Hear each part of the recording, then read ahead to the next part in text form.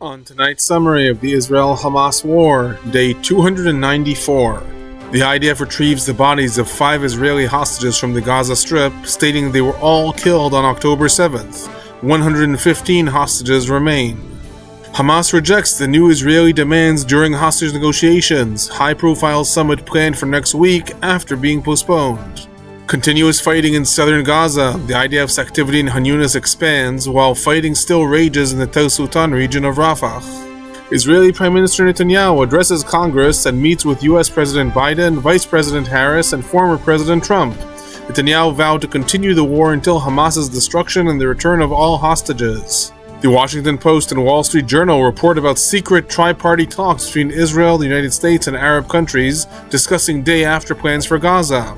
Salam Fayyad and Mohammed Dahlan have been raised as potential names for future leaders in the Gaza Strip. Hello everyone, I'm Alon Burstein, visiting assistant professor in the Department of Political Science and Israel Institute Fellow at the University of California, Irvine, here bringing you the highlights from the last 3 days in the Israel-Hamas War. It is currently the evening of July 26, 2024 in the United States, the morning of July 27, 2024 in the Middle East. Starting with the hostage situation, on Thursday, the IDF retrieved the bodies of 5 Israeli hostages from the Gaza Strip. These include Mia Goren, who is a civilian who was killed on October 7th and her body was kidnapped to the Gaza Strip, as well as the bodies of 4 IDF soldiers, Oren Goldin, Tomer Achimas, Kirill Brodsky, and Ravid Arya Katz. The IDF stated that they were all killed on October 7th and their bodies were kidnapped back to the Gaza Strip. According to reports, intelligence information that was gathered in the last several weeks led to the retrieval of the bodies from a tunnel in Han Yunis, which was in the area that was previously designated as a humanitarian zone and redesignated by the IDF earlier this week as the IDF launched this military campaign. With that, the number of hostages that remain in the Gaza Strip are 115, of which the IDF has declared that 41 of them are in fact dead. However, I remind everyone that different intelligence sources, specifically different leaks in the United States, cite that both U.S. intelligence and Israeli intelligence and negotiating teams may believe that only 50 hostages remain alive in the Gaza Strip.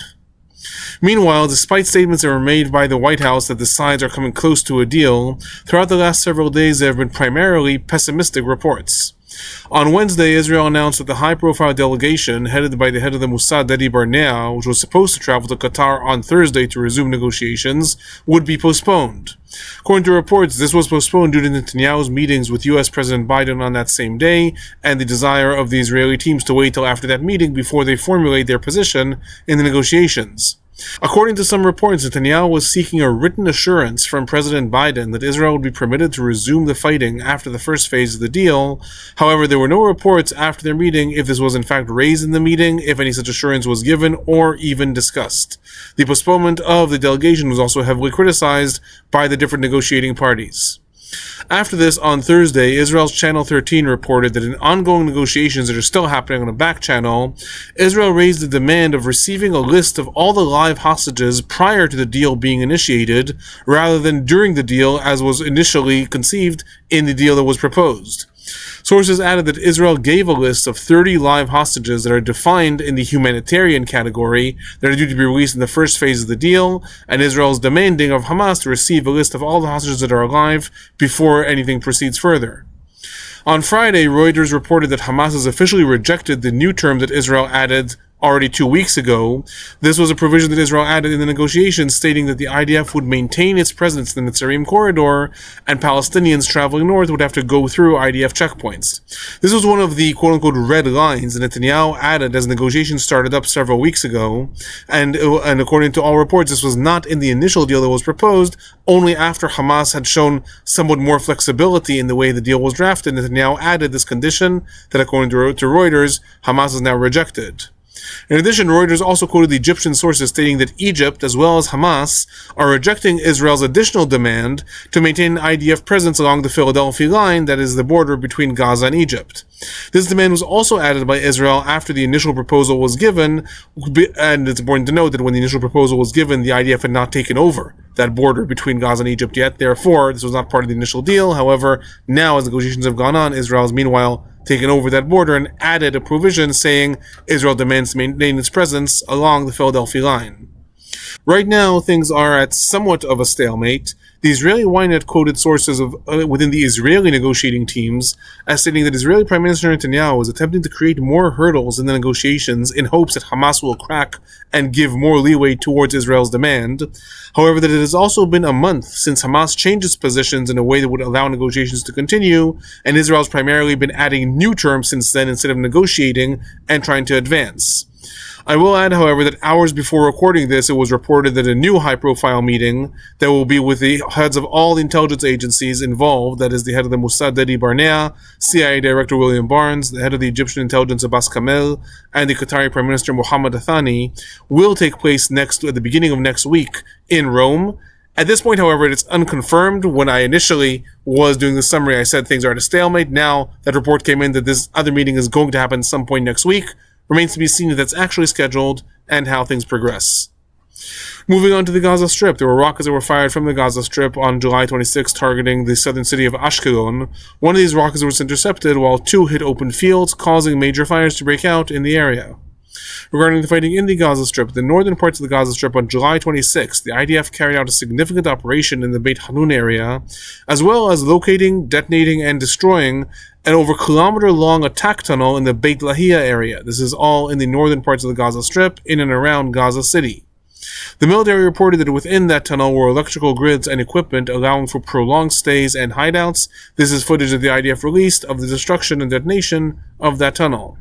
In the central parts of the Gaza Strip, there's ongoing fighting that is reported, however, no specific incidents, just both the IDF and the Al-Qassam brigades are continuously reporting ongoing clashes that are going on in and around the Netzarim corridor.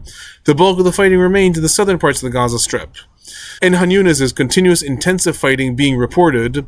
The IDF reported a series of airstrikes in the area targeting different Hamas operatives, stating that at least 100 of them have been killed in the last several days. Al-Qassam also reported targeting IDF troops throughout the fighting zones in Han Yunis, in one incident reporting a joint attack with the Al-Quds brigades of the Palestinian Islamic Jihad, targeting an IDF position near the El Zalal Mosque with mortars. Meanwhile, there's also ongoing fighting being reported in the areas of Rafah, specifically still in the Tel Sultan region. This is becoming one of the most fortified areas of Hamas that the IDF is really struggling to take over. The IDF reported uncovering new tunnel entrances in the past several days, as well as long-range rockets that were primed and ready for launch. Al-Qassam also reported about this intensive fighting, publishing videos showing their operatives targeting IDF tanks with Yasin 105 missiles. Regarding casualties, 2 IDF soldiers are reported killed in the Gaza Strip in the last 3 days, bringing the total number of IDF soldiers killed in the Gaza Strip since the invasion began to 328. 14 IDF soldiers are reported injured in the Gaza Strip in the last 3 days, bringing the total number of IDF soldiers injured in the Gaza Strip to 2,161. The Palestinian Health Ministry in the Gaza Strip is reporting that 85 Palestinians were killed in the Gaza Strip in the last 3 days, bringing the total number of Palestinians killed in the Gaza Strip since the war began to 39,175. 90,403 Palestinians are reported injured in the Gaza Strip since the war began. I remind everyone that these numbers include both militants and civilians killed in the Gaza Strip. Some highlights on the humanitarian situation in the last several days. On July 24th, Elon Musk announced that the satellite-based internet service Starlink has begun operating within Gazan hospitals. Musk announced several months ago that Starlink was going to begin operating in the Gaza Strip, and there was a big uproar that happened in Israel as a result. Apparently, there's been back-channel negotiations going on until now, and right now that has been activated.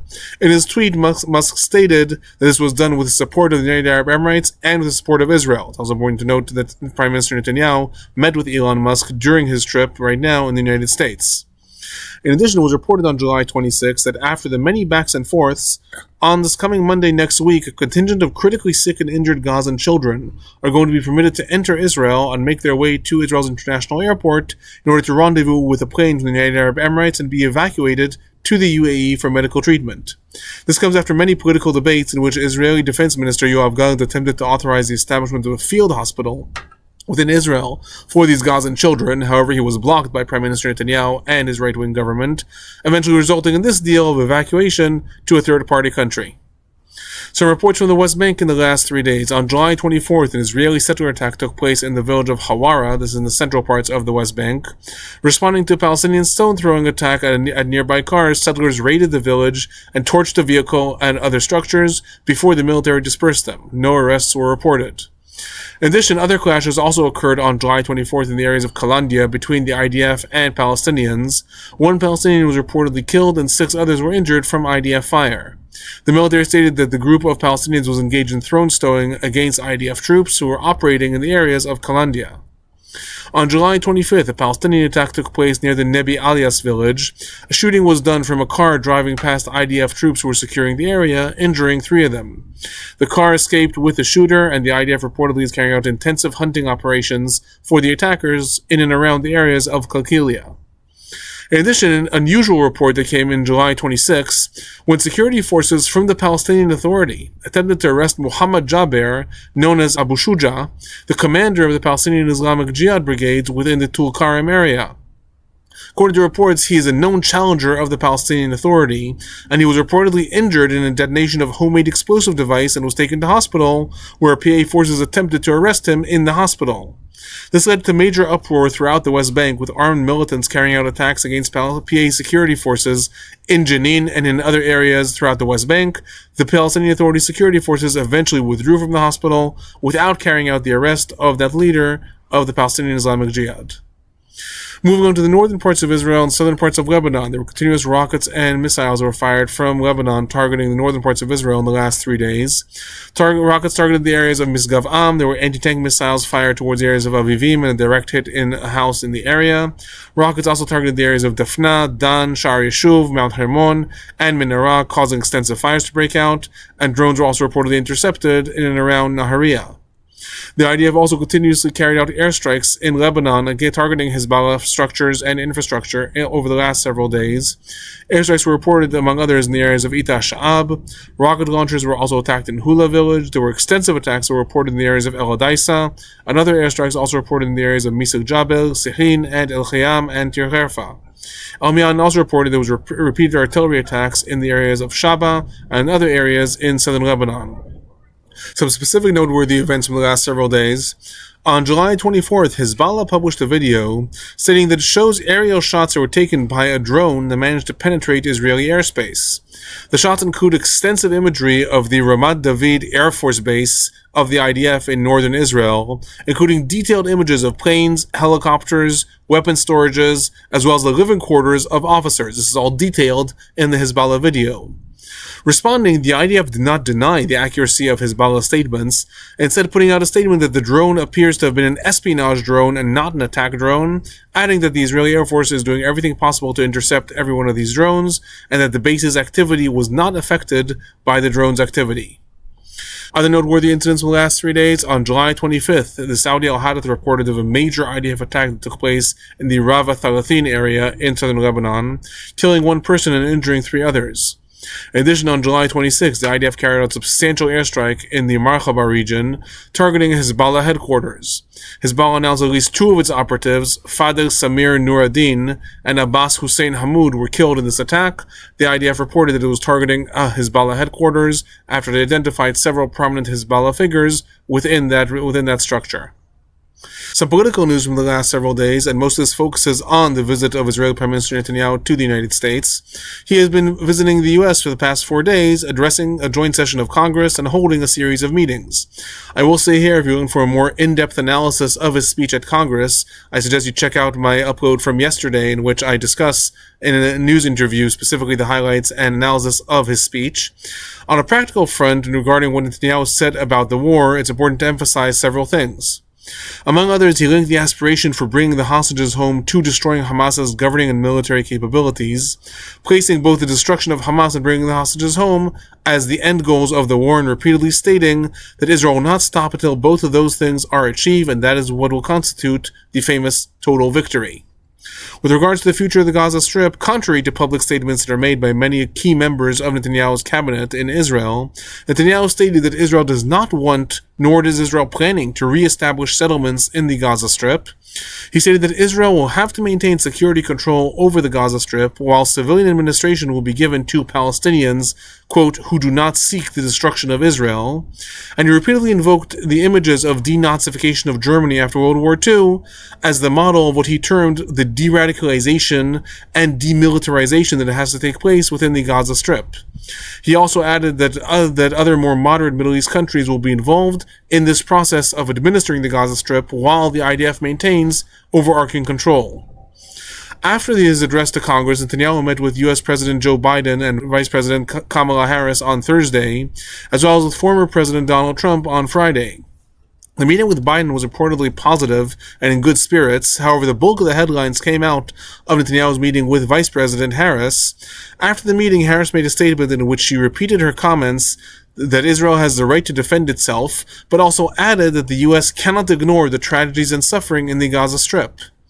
Vowing explicitly to not stay silent on this matter, she added, and I quote, "And as I just told Prime Minister Netanyahu, it is time to get this deal done. Let's get the deal done so that we can get a ceasefire to end the war. Let's bring the hostages home and let's provide much-needed relief to the Palestinian people."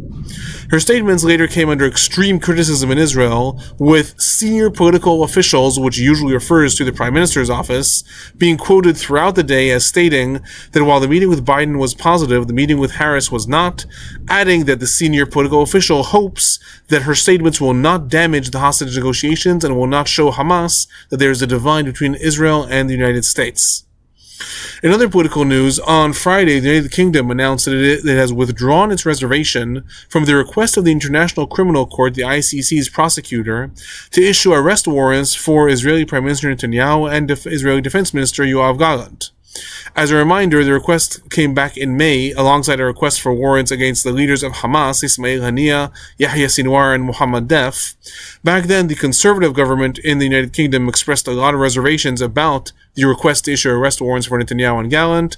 These have now apparently been withdrawn by the new UK government. This also came under heavy condemnation in Israel, specifically again by senior political officials. Regarding the future of the Gaza Strip, there's been a few interesting reports in the last several days. On July 24th, the Washington Post reported that Israel's Minister for Strategic Affairs, Ron Dermer, and I'll also add that he's one of Netanyahu's very close confidants, met last week with the United States and United Arab Emirates representatives in Abu Dhabi in order to discuss the day after in Gaza. According to reports, the meeting was hosted by the UAE's Foreign Minister Abdallah bin Ziyad Al Nahyan, and that the U.S. was represented by Brett McGurk, the head of the Middle East Policy Division within the U.S. National Security Council. The meeting was arranged, according to reports, due to the growing frustration within the United Arab Emirates over the lack of creative thinking about a day-after plan in the Gaza Strip.